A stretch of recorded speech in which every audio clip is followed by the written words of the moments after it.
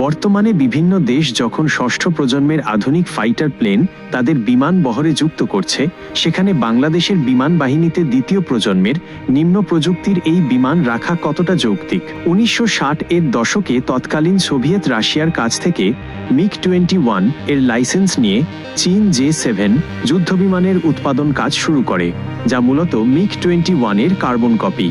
প্রথম উড্ডয়ন করে 1966 সালে এবং বাংলাদেশ বিমান বাহিনীর বহরে শুরু থেকেই F-7 যুদ্ধবিমান যুক্ত করা হয়। F-7 যুদ্ধবিমানের প্রোডাকশন লাইন 2013 সালেই বন্ধ করে দেওয়া হয়। এগুলো এক প্রকার অচল, অথচ আমরা এই মুড়ির টিন নিয়ে হৃদয় বিদারক কলঙ্কিত ইতিহাস রচনা করে চলছি। এটা চরম দুর্ভাগ্যজনক যে অতীতে রাষ্ট্রীয় পরিচালনায় থাকা সরকার এবং কিছু উচ্চপদস্থ কর্মকর্তা বাইরের শক্তির, বিশেষ করে ভারতের প্রতিনিধিত্ব করায় আমাদের সশস্ত্র বাহিনী কখনোই সঠিক উন্নয়ন করতে পারেনি। ভারতকে যে দিয়েছি সেটা ভারত সারা জীবন মনে রাখবে। তবে কি আমরা কখনোই স্বাবলম্বী হতে পারবো না? আমাদের বিমান বহর কি বিশ্বমানের হবে না?